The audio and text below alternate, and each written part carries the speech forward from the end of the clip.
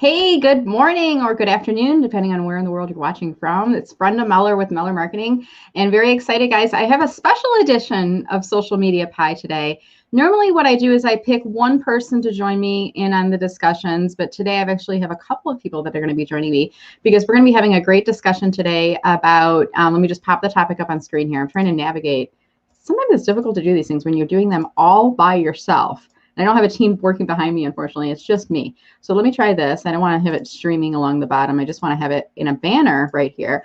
We're going to be having a great conversation today about the benefits of hiring mature workers.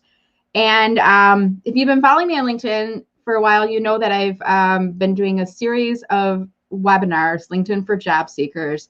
And I've been keeping these webinars going since March in a weekly series. I have a 4-part kind of thing. And we have a VIP group chat on Friday in a Zoom call. And I invite people into that discussion who are in career transition.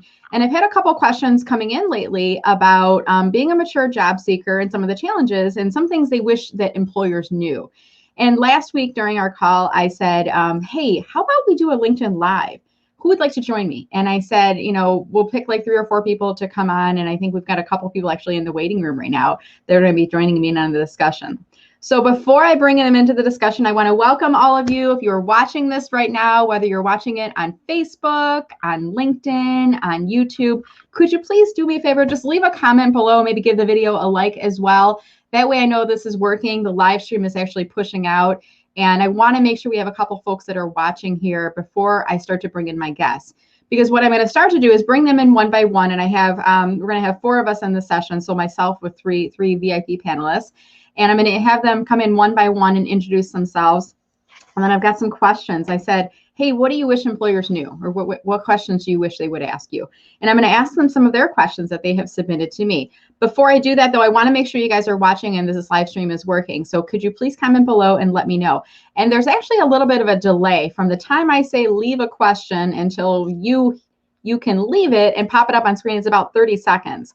So I can see the live stream appears to be working. Thank you, Robert, so much for helping me out and leaving a comment.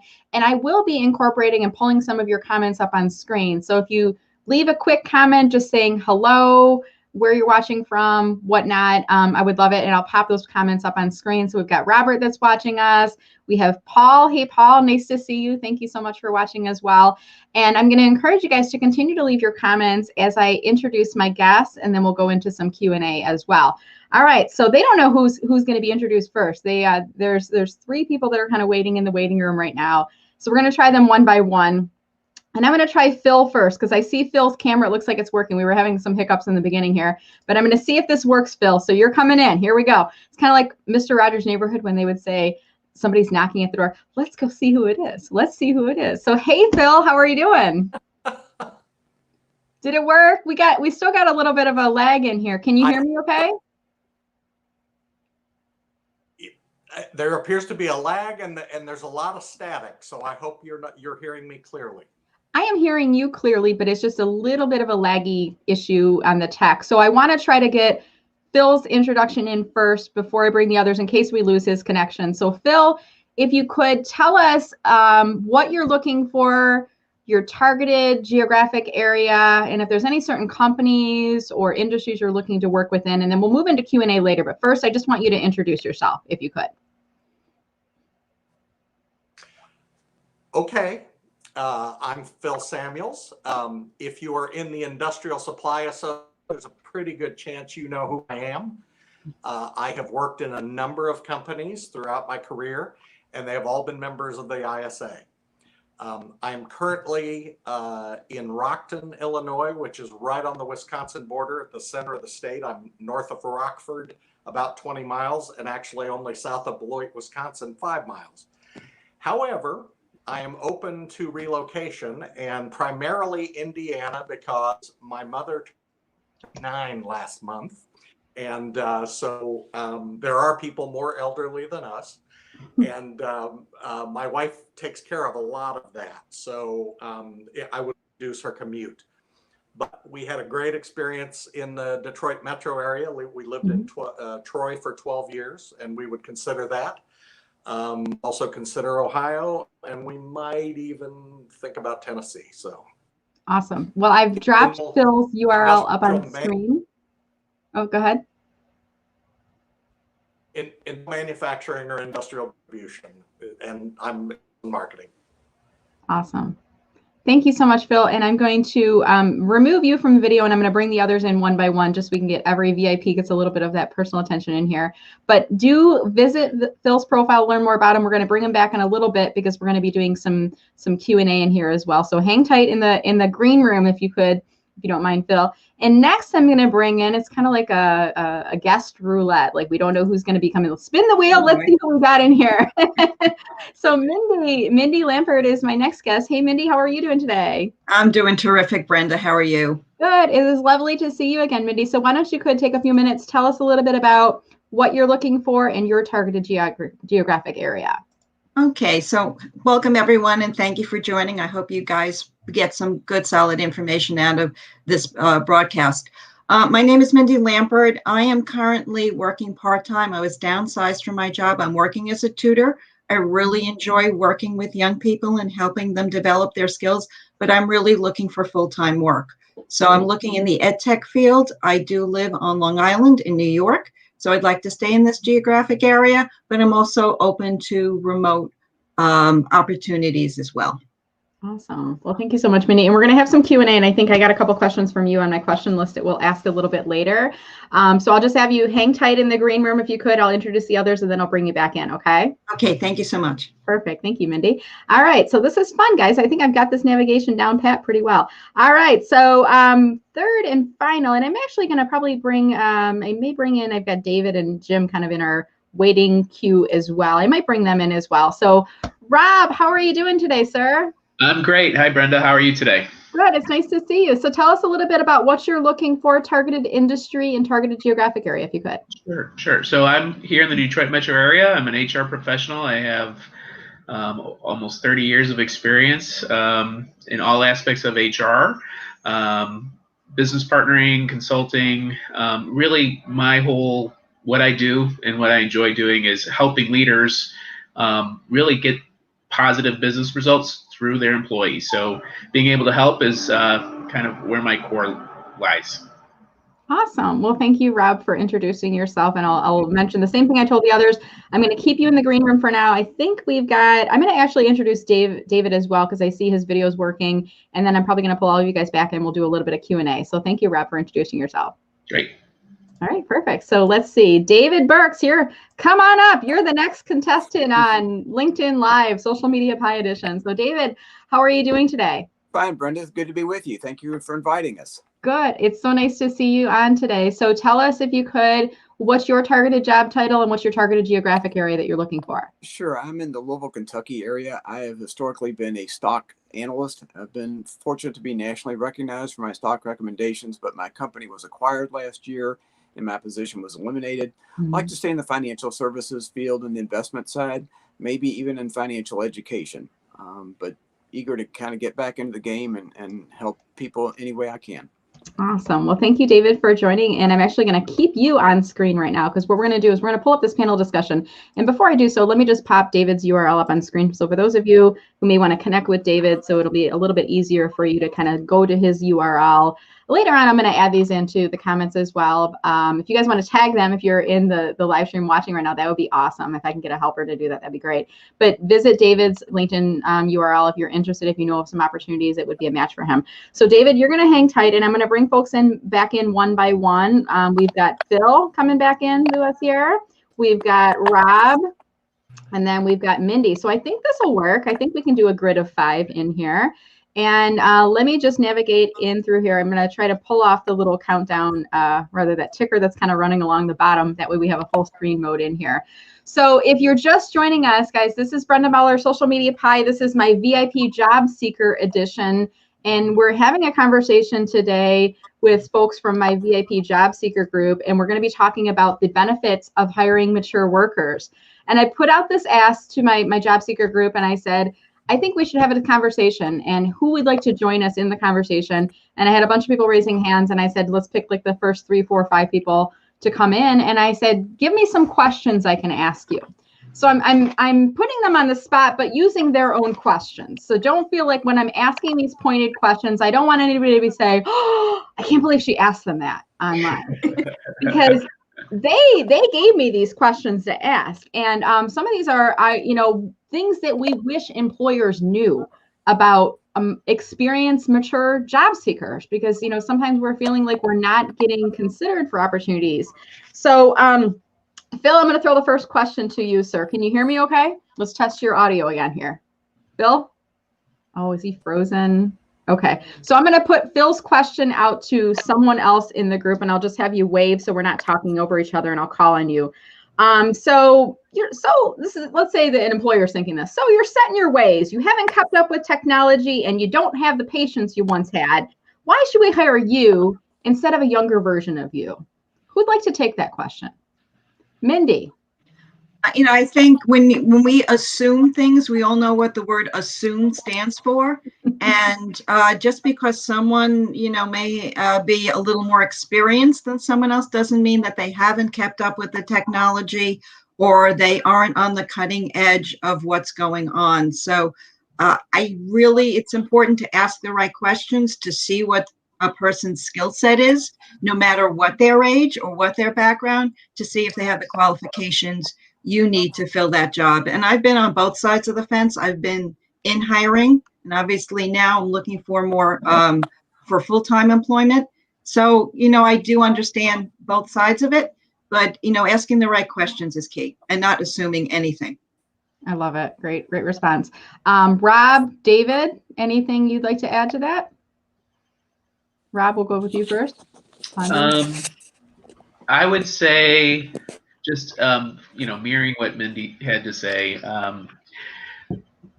the experience, the breadth of experience we were able to apply, and, we've had to learn technology along the way. We've had, and there's ways to ask in the interview process to really get a better understanding of what that is. So instead of just making that assumption, I wish they would ask more probing type questions like, how do you keep up to date with the most current technology, or what ways do you apply, or even show me an example of how you could utilize whatever. So having a recruiting background myself, I wish those were questions that would be asked instead of just assumptions.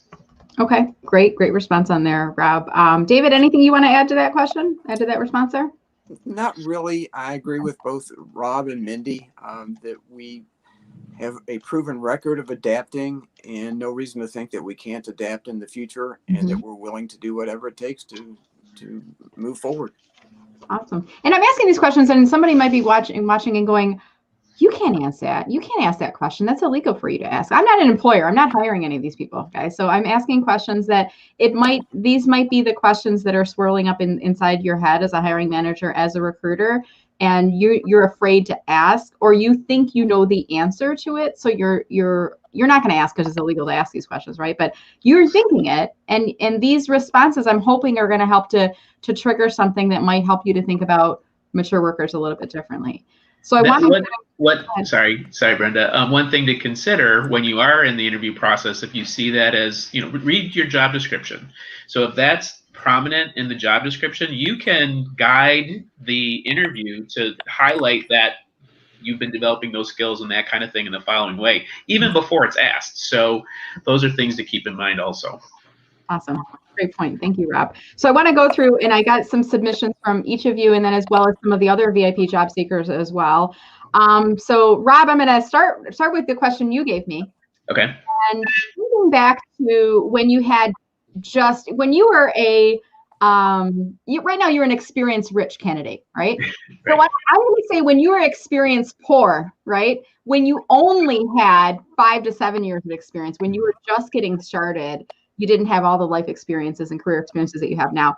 What do you have to offer now that you didn't have to offer back then? Sure. So I think back to my 30-year-old self, and I really didn't know what I was doing in many cases. I just didn't have the breadth of experience. I was just taking on a team of employees and direct reports that reported to me. I had a lot of theory and a lot of some experience for sure, which I could call upon, but being able to just have the breadth of experience and really comfort in my own skin I think is really the differentiator between me now and me 20 years ago. Great question. Great response on that. Mindy or David, anything either of you would like to add to that? No, I think Rob probably much covered most of it, and realizing that as you grow and you experience more things, you've been in more situations, and you can take that experience and help to pay it forward. Sometimes I think some of the reticence is that because you are more experienced, you're kind of on the downside of your career, and that, making assumptions about whether, you might be leaving the company in 2, 3, 5 years. And really, this is more temporary than permanent. But, it's wrong to make that assumption. Certainly, we see people in their 50s, 60s, 70s, at their prime are taking on the most challenging roles. It's not a political statement, but the two candidates for president are both in their 70s. And, they're going for what one could see as the most important job in the country. And they're in their 70s, trying to secure that job. So I think, 50 is the new 30, 70 is the new 50. I think really approaching as we live longer, understanding that, at a certain age, you're not necessarily on your decline, but you're still on the incline, looking to contribute and have a very robust and bring a lot of energy to a career, to a position. I love it. And I want to just add to that. So in my career, I've had the opportunity to hire and recruit for team members. And I remember my last job, we were hiring for a writer. And typically we're looking, in the job description, it's like we're looking for somebody for 5 to 7 years of experience. And I had a whole slew of people applying, probably hundreds of candidates. And I was looking through the resumes, and there was one person in particular. He was a retired executive from retired communications executive, I should say, from one of the large automotive companies here in Metro Detroit, well overqualified for the job. You could tell from his resume, he was probably in his late 50s, maybe early 60s. And I looked at this and I'm like, why would he want to work with my team? Like, that was like, to me, I was like, wow. And I'm like, you can do your research. You can figure out how much money you're going to make at the position. So it's not like, I don't think he's coming in for the money. So I actually reached out to him, and I did a phone screen, and I said, I kind of learned about his background. And I said, I'm just curious, why are you interested in this job? You're well overqualified for it. And he said to me, I still have a lot to offer, to your point, Mindy. I still have a lot to offer in terms of my career. I don't want a management position anymore. I don't want the demands of a large company. I'm working from home. I'm doing consulting work. I kind of miss being around people. I want to be back in the office again. And I knew hiring him that I was probably, he'd probably stay with us for 2 to 3 years. I knew that coming in. But I think about, if I were hiring a person who had 5 to 7 years of experience into the company, how long would they stay? Probably 2 to 3 years. Mm-hmm. Right? And what am I getting from a newbie, right? A person who's new out of college, about 5 to 7 years of experience, versus a retired automotive communications executive coming into the role. And we kept going through the process, and I addressed my concerns. He gave me great responses back. I hired him. He worked for us for, I think, a little over 2 years. And then he said, I think I'm done. I want to, kind of go back on my own again. And I said, great. In those 2 years, I can't tell you guys how much great work we got out of that individual. Anybody want to, from the group, anybody want to add any commentary onto that and experiences you've had in your careers or in your own, what you bring to the table? Well, I think add one thing, Brenda. For an older employee, I think for us, having an opportunity gives us a chance to show gratitude, and that we would be extremely motivated, dedicated, truly grateful for the opportunity, and do everything in our power to make the employer grateful that they hired us, or that they made a good decision in moving forward with an older employee. Yeah. Great point. So moving along in the discussion here, Mindy, you gave me a couple of stereotypes that you've heard from folks that maybe are considering mature workers, experienced rich workers, I like to say right in here. So help me with these stereotypes, and I want you guys to kind of respond back. I'll start with you, Mindy, and then I'll see if the others want to comment in. Stereotype number 1, older workers will want more money based on experience. So Mindy, help me with that. Well, I think your example you just gave, the person that you hired was much more interested in the role and the job and making a contribution than specifically the money. So, while I don't say that people should work for far lower than their value, it's more based on their value than specific dollars. Could be based on benefits, could be based on other perks of the job. One should, again, not make an assumption that, because they have 30 years of experience, then they need to earn a certain level of salary. As you said, a lot of the salary data is out there. So when people apply for a job, they generally have a sense of what the job will pay. And, I really think, again, not assuming things, but listening and having an open mind as you did in your specific situation. Great point. David or Rob, anything you'd like to add to that? Really, it's about the market value, and I think if you are considering a position, you have to consider what the value of the market value of that position is, and then adjust accordingly. And as a job seeker, if you're not truly flexible to do that, then really you shouldn't be applying for that job. So again, it goes to assumptions, and just making sure that we have the opportunity to kind of talk it out, and I think that's really the ultimate goal. Awesome, thank you, David. Anything you want to add to that before we move on? And I think, given the circumstances with the economy and the job environment, employers should realize that we are flexible and realistic in terms of salary expectations. That's a good point. And like this, the candidate that I interviewed, I don't know if he's watching today. If not, I'm going to send him the video later on. But he knew coming in what the job was going to pay. And he's like, this is not going to pay me what I'm worth. I know it's not going to pay me what I'm worth, but it's going to pay what your market value is for this position, what your budget is for the position. And he kind of shared it. He's like, I'm not doing this for the paycheck. I'm doing this because I want to be around people, and because I feel like I still have work to give, and I want to be a part of the team. I want to be an individual contributor to that. And I was like, hey, if you're game, I'm game. Let's do this. And I didn't have to provide the level of oversight for this person. He knew more than me in communications. I mean, he was executive speech writing and producing publications and editing and proofreading at a higher level. It was all of these things that I didn't have to oversee because he was an experience-rich candidate. He wasn't an a lesser experienced candidate coming into the position. So moving in, Mindy, I love these stereotypes that you gave me. So I'm gonna address stereotype number 2 right now, which is older workers cannot master current technology. And we talked a little bit about this earlier. So Mindy, some thoughts on that. Somebody's saying, I'm not gonna hire Mindy. She's not gonna be able to learn our latest systems. What's your response there? And I've really tried, and during the pandemic, spent some time, especially when I was totally furloughed, and now that I'm working part-time, is to keep my skills as top-notch as possible. So I've gone online and done online courses and certification programs, and really kind of pushed that front and center, really to counter the stereotype. We may not have grown up with all the technology, but that doesn't mean that it can't be learned. I'm a step-by-step person. I have to have it step-by-step written out. I kind of know how I have to do it, but I have mastered it, and I have gone and proved it.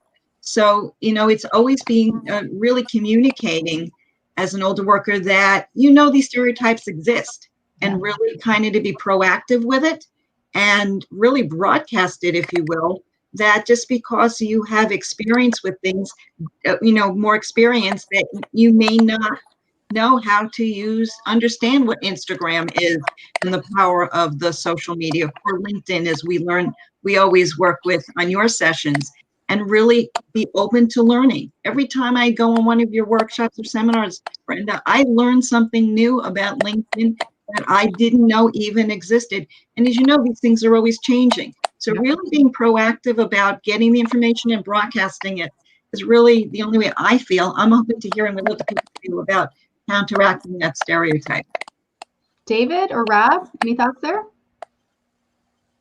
So the reality is every system has its nuances. So everybody going into a new role is going to have to learn those nuances to that system. The learning curve for every individual is different. And as a more experienced worker, I think the value that we add overall will be more beneficial than maybe the little bit more of runway time we might need to learn a new system. But we're going to learn it. Yeah. Awesome. Great point. David? Right. And we have proven that we've learned new concepts in technology in the past, and we're prepared and ready to do so in the future. Great. Thank you. That's a great point. I mean, I think about too, in terms of technology, it's not just learning the technology, but I think it's like, how does this apply to the industry and the expertise that you bring into the position? And you have a breadth of that expertise and depth of knowledge of your industry, and as it applies to learning that system. And I think there's a level of maturity within how you approach learning new systems as well. You might be asking more questions. How does this tie up to our business goal objectives? How is this going to help us to get things done? You're coming from it from a more informed place, not just checking the box that you've learned something to add to your resume, but you're actually learning the technology and in the best way to help the organization, because there's that level of maturity that a younger candidate cannot have because they don't have the life experience behind them, right? I'm taking some liberties at adding to the conversation. And there's been some questions coming in, and somebody even asked the question, what's a mature worker? What's the age range? I'm like, I don't know. If you consider yourself mature, you're a mature worker. I don't know. It's kind of like the young leaders groups that are out there. How old are you if you're no longer considered a young leader? If you start questioning it, you're probably not a young leader anymore, right? It's probably the same thing that's in there. So I'm going to jump myself into that group too, because I'm getting onto that more mature side as well. All right, so we've got one more stereotype, and then I think we're going to open this up to some Q&A. So the question or the stereotype here is older workers will not work as hard because they'll be retiring soon. So thoughts on that stereotype? Mindy, I'm going to start with you again. Yeah, and again, I referenced this before. Is the fact that, the stereotype does exist, but in today's world, people are working well into their 70s and 80s and being very productive. I mean, some people in their 90s, Betty White, look at her. She's, really very active, and she's well into her 90s. So part of the mission is to kind of break down the age stereotype and say, in reality, is that companies that flourish really have a good mix of older and younger workers, because we all learn from each other. I mean, I'm tutoring, and I always say, if I don't learn something from my students, then I'm not asking the right questions. So I think it's really important to have that good mix. It's good for the company. It will really add to the revenue and the culture of the company, so that it becomes really a wonderful place to work. I mean, I'm fortunate my current company, even though right now I'm working part-time, is that the culture is phenomenal. We do have a mix of older and younger workers. And, it really is strong. And I'm sure, everyone can reflect in their own businesses that when you have that good company culture, it really sets the stage and lays the good foundation for a very strong, profitable company, as well as a great place to work where people want to stay and want to continue to work. That's a great point. Thank you for sharing. And I'm hearing some little background noises that are happening. I think it was David's, it might be some feedback that we're hearing. So I'm muted, but I'm going to unmute you right now, David, and just ask any comments on this stereotype, older workers not going to work as hard because they're retiring soon. And what's your response to that? Well, I would say that older workers come with a strong work ethic from their background, and they want to, in effect, prove to themselves, to employers, that they made a good decision in giving us an opportunity, and we want to reward them for their opportunity that they provide and give them a good return on their investment. Great point. Rob, any final comments on that question before we open? Yeah, I think workers in their 30s are divided by many different things. They often have young families that is taking a lot of their time. You want to get to the soccer game or that kind of thing and be out by 5.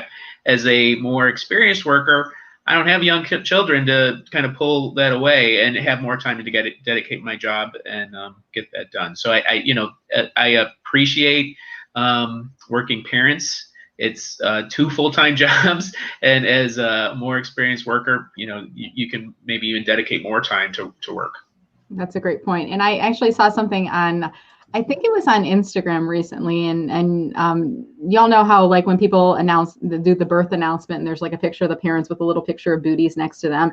And this one was an older couple, and they were holding a bird's nest that was empty in the photo. Mm. And it was their empty nest announcement. And in the first photo, they were kind of sad. Yeah. And then there was like a slideshow. In the second photo, they were like jumping up in the air. And then the third photo, they were like packing their bags and going for a trip. And then the fourth photo, I know they were converting the kids' rooms into something else. And they were just talking about, they were celebrating their empty nester status. And there's a huge benefit in there. And obviously, we all, we want to encourage family-friendly workplaces and whatnot. But that's a really great perspective, Rob. When you are older, you don't have some of the same demands as some of the younger workers have, because you don't have the soccer games and the juggling. I mean, right now in our household, we got online learning. And when we were doing our VIP call, I had to go get my daughter a bowl of cereal before we started our call. More mature workers don't have some of those same challenges. So there are some definite perks and pluses that are associated with that. So thank you guys for the panel Q&A. What I'd like to do now is open this up to the LinkedIn community, those folks that are watching us today. And if you're just joining us a little bit late, I'm going to pop the topic up on screen here again. We're talking today about the benefits of hiring mature workers. And the 3 individuals I have with me here today, David Burks, Mindy Lampert, and Rob Pringy, are folks who have come through some of my VIP job seeker webinars, and they have self-identified themselves as mature workers. They have said, yeah, Brenda, I'll join you on the panel discussion today. And I said, give me some questions. And we just went through some of their questions and some of their stereotypes. Now I want to open up to all of you. If you're watching, if you have questions, if you'd like to add to the conversation, please feel free to drop comments in here. And I'm going to start going through, and we have some of the other job seekers in the group who's joined us. We have Paul, who's on, Julie, who's a fellow job seeker joining us, and other folks maybe not in the group, but they're joining us as well. But I see Karen, she's one of our job seekers as well. So I'm giving some shout outs, shining the spotlight on others who are job seekers as well. We have Laura who's watching us. We have Ed from Nevada. We've got Donna. I think Donna was just on our VIP call a little while ago here too. David was on. Hello, David. Thank you for joining us. We're international, guys. We've got Edgar watching us from Kuwait this morning. So we're doing an international LinkedIn Live here today. Donna Bean is joining. She's one of our job seekers. We've got Alan who's on. So Paul was the person who asked the question. I don't know, what is the age that is considered to be a mature worker? I kind of feel like, is it 50 plus? I don't know. What do you guys think? Does anyone have a thought on what's a mature worker? Where do you cross that threshold? Well, it seems like all the jobs out there are looking for 5 to 7 years of work experience. And if it's a more seasoned person, it's 10 plus years. So that was a challenge as I was entering in the workforce, because I have a lot more than 5 to 7 years and even more than 10 plus. That's kind of my gauge of what the mature workforce is looking like. Yeah. Yeah, I kind of would agree with that. When, working with resume writers and others, they say, if it's more than 20 years experience, leave it off your resume or phrase it, don't give a lot of depth. So I also, think like the 20-year mark in your work experience probably kind of puts you into the more experience-rich category. I like your phrase, Brenda, rather than mature. The experience-rich category, and it could be perceived as a liability if you let it be perceived as a liability. Absolutely. And Kathleen, who's one of our fellow job seekers, she mentioned this would be a great story for a television news article. Hey, if anybody knows somebody in the media, I have got a bunch of awesome VIP job seekers who are mature workers who would love to talk to you. So if anyone knows anybody in the media, yeah, let's get this on the air. I mean, this is a really relevant conversation. There's a lot of changes that are happening in the employment market right now with layoffs and things, companies being affected by COVID, but the job market, it still exists. People are hiring out there, and there's a lot of mature job seekers out there who could make a great addition to your team. And I would love to shine the spotlight on some of you and give you greater visibility. So yeah, Kathy, you got ideas, you got connections. Let's get this pitched out to somebody. You got somebody in PR maybe in the group who can help us with that. That would be really great to see. So we've got Pam joining us here today. I'm just going to flip through a couple of the other folks that are watching. Robert, who's on with us. Kathy, I'm glad you like the format. And I saw, let's see, we've got Randall watching us from New Orleans, and I think I saw Jeff Young. Here it is, a new panel record for number of people in your LinkedIn Live. Jeff, you can actually add up to 10 people. What I found is every time you add a person, the grid kind of shifts. So if I put 5, I think one person gets stuck below, and then we're going to hide. They're going to be hidden by the comments. So I think it works best if you have like 4 or 6. And then if you go beyond that, I think if I had 9, they'd always get covered by the comments in the bottom. So I think 4 tends to work well on here. But if you guys aren't already following Jeff, Jeff Young is a fellow LinkedIn rock star. He helps the job seeker community. He works in Columbus, Ohio. So check him out. He is always offering free LinkedIn training. Phenomenal person, great resources. What I teach is my insights, my perspectives. What Jeff teaches, there's some overlap, but he has different insights. So make sure that you are following him and looking him up. Hey, Kenneth, nice to see you. Stassi, you said you had a question, but I can't see your question. So if you could please ask it again. I'm not seeing it.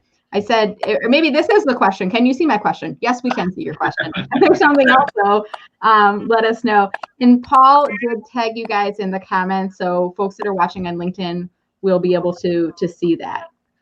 This is a funny question from Pam. I've used technology since 1982. Probably the person who's asking it was before they were even born, right? Interesting question on there. All right.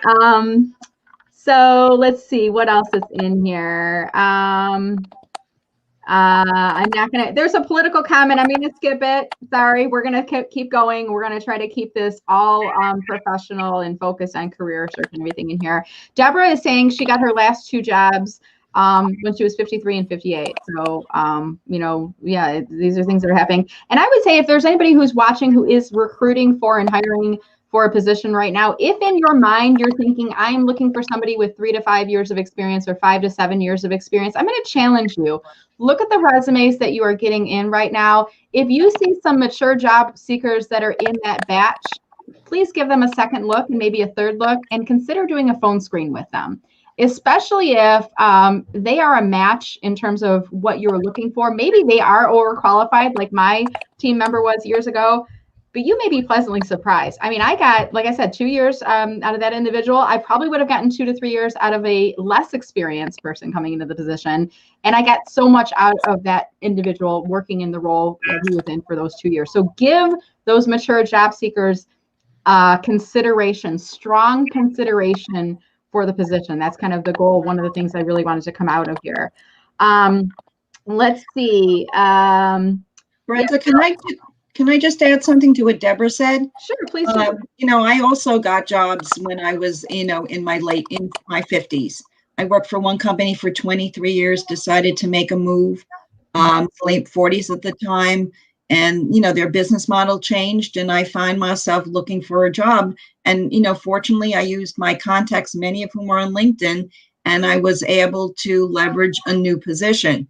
So companies are hiring, and kudos to those that really look at the individual as a person and see how that person is going to solve some of the concerns they have and not really focusing in on, you know, variables such as age. So kudos to those companies that are doing it. I think, you know, what we're talking about is we need to see more companies looking at it through that lens.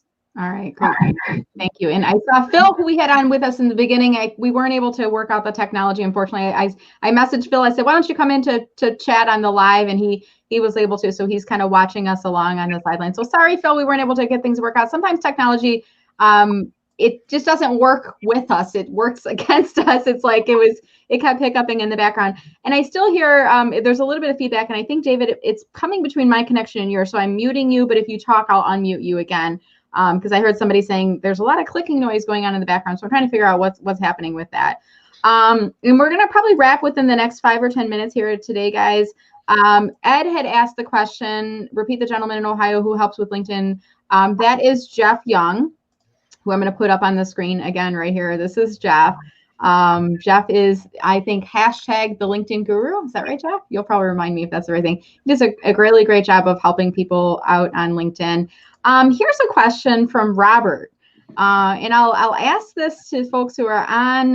Rob, since you have an HR background, maybe I'll start with you in this question. Do you feel it's important to tell an interview you don't need benefits? Or if that's the case, when is the best time that you should tell people? What do you think? Really, I don't know that plays too much into it. I mean, I think the assumption for the most part is everybody probably does need benefits. I was actually thinking the opposite of that. I think employers and recruiters can get a real bargain right now because due to COVID, you have a lot of people that are displaced and in transition and are looking for benefits. So they're willing to, again, it's that motivation. So I might be willing to take less money right now and for a while, because I think the economy is going to take a while to get back, then because you need benefits or would like benefits. So, I don't know, if that's something that you have. I think sharing it up front isn't a problem at all. I don't know if that's going to, for the right fit, if that's going to be a differentiator one way or the other, because I think the assumption is that, everyone's going to need benefits kind of thing. Yeah, it's something that's offered as part of the benefits package, but it could be a negotiation point at the point where they're making you an offer and they say, this offer includes this salary plus these benefits. And you might say, well, I don't need those benefits. So would it be possible to talk about an extra week of vacation? Right. That's good strategy for sure. Maybe that strategy. And again, I'm not a recruiter, guys. I'm just I play one on TV. No, I'm just kidding. Yeah. I think I just, having been around, a lot of people who are in career transition, job seeker groups, and I have a community of people who are in the HR community, Tina Marie Woolfield, Lee Meadows, Sandy Harvey. There's a lot of people I know who are kind of in that HR space, and surrounding myself with them kind of being in the room, I hear these discussion points coming up sometimes from the HR recruiter perspective. On that note, we're going to start to wrap today. I'm going to give each of you guys the chance for some final comments. So while I let you kind of collect your thoughts and think about what you want to say in your final comments, I want to put an ask out to my LinkedIn community right now, guys. So we're in this discussion today. We're talking with folks about, let me pop up the topic up on screen here again. We're talking about the benefits of hiring mature workers. And I have in my group with me here today, I have 3 individuals. I have Mindy Lampert, who's on with us today. I have Rob Karinji, who's on with us today. And Rob, am I saying your last name correctly? Yep. Okay. And then I have David Burks on with us here today. So I've got 3 people who are VIP job seekers who are in the session here today. What I'm looking for is doing another one of these LinkedIn Live interviews, but I would like to bring in people who are hiring managers or recruiters. And I want to have a very candid conversation with them about the mature job market and advice they would offer to mature job seekers, and maybe some of their tips they could offer to folks who are looking for a position, who are interviewing, who are getting back out there in the job market. And one of the strategies, I will share with people, and I've shared this within our VIP group before, is having, this is my advice for those of you who are mature job seekers, having confidence in yourself and making sure that you position what you have to offer as a strength, not as a weakness.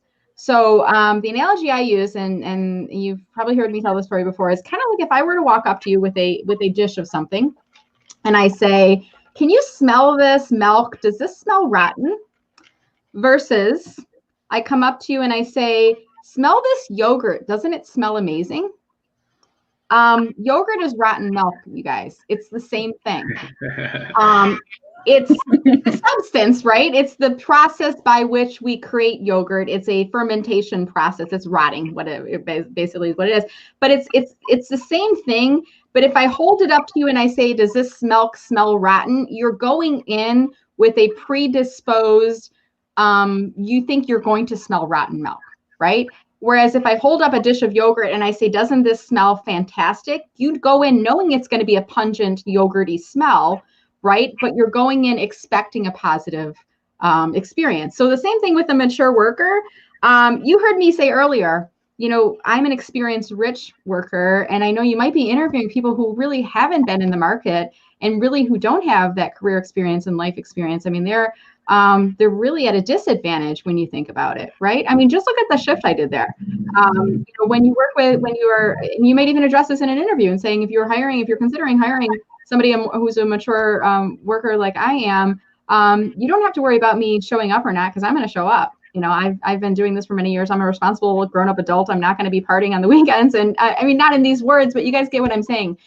You can position your life experience, your career experience as a strength, instead of saying, I know you might have concerns about when I'm going to retire and how long I'm going to work and whether I have technology. Let's not frame that up. It's slightly framing it a little bit different. So if you know anybody on LinkedIn who might want to participate in a discussion, and I'm looking for HR managers, for recruiters, I'm just looking for maybe 2 to 3 people who can join a panel discussion that can offer advice to mature workers. Please send me their names. Message me on LinkedIn. I'd love to have a panel discussion in the next few weeks where we can offer some advice to mature job seekers who are out there. All right, so we're going to start to wrap up the conversation here today, guys, and I'm going to go in the same order that I introduced you in. Who was it that I did first? I think it was Mindy, right? So I think, Mindy, we're going to start with you, and I'm going to pull up your LinkedIn URL up on screen. Rob and David, I'm going to take you guys off of screen just for a moment, but I'll bring you back on as we wrap both of you on here. So Mindy, final comments you want to, anything you'd like to add to the conversation as we wrap here today? Anything you want people to know? Maybe somebody's looking to hire you, want to remind them what you're looking for again and where you're looking for that opportunity. Right. First of all, thank you for hosting this. I think it's really great, and it really is a conversation that, there's something to add for everybody and really educational for everybody. I do know some recruiters, so I will reach out to them and see if they'd be interested in participating in a follow-up program with you. And it's really the important is just really to anyone out there in recruiting and hiring. And I've heard this from lots of hiring managers. And what I did is to approach each candidate with an open mind, see what skills that they have. Is it a skill set that fits in what you need? And really trying to make a good match. I coach students who are applying to college. And, I ask them, why do you want to go to that college? And sometimes they really can't give me a good answer. The objective in hiring, as it is in college admissions, is to make a good match. Make a place where the worker is going to feel comfortable, where the employer is going to get a benefit, and making sure that there's a good match. So really, it is really kind of maybe approaching things from a little bit different perspective. My particular field is education. Worked in the educational space for about 30 years now for both adults and students, and I'm really fascinated by ed tech and really looking to help a company make connections in school systems or with other students, career placement. I'm very interested in and have a skill set to help that. So thank you for the opportunity, Brenda. I really appreciate it today. Thank you, Mindy. And just remind us again, if you could, what is your targeted job title and targeted geographic area for anybody who maybe joined late and didn't hear your introduction in the beginning? Either looking to work remote or on Long Island. And I'm really looking in a customer service or student management role with, a company focused on educational technology, would be remote learning, online learning, etc. All right, awesome. Thank you, Mindy. And stay on the line. I'm going to take you out of the view for now. I'll bring you back after we wrap with the others, and then we'll just kind of wave off screen. So stay on here, but I'm going to take you off screen for right now. And then Rob, I'm going to bring you back next. So let me just change over the banner because somebody's looking going, that's not Mindy. That's Rob. All right. So Rob, any final comments you'd like to offer, observations, anything else? Absolutely. Again, thank you so much for the opportunity to be part of this panel. This was a lot of fun. As a job seeker, I think it's important to do your due diligence. Not let, as someone who's a more senior level candidate, that can get in your head. So don't, know that you are, you can add value, that you're a person of quality, and do your due diligence and try to make those connections ahead of time.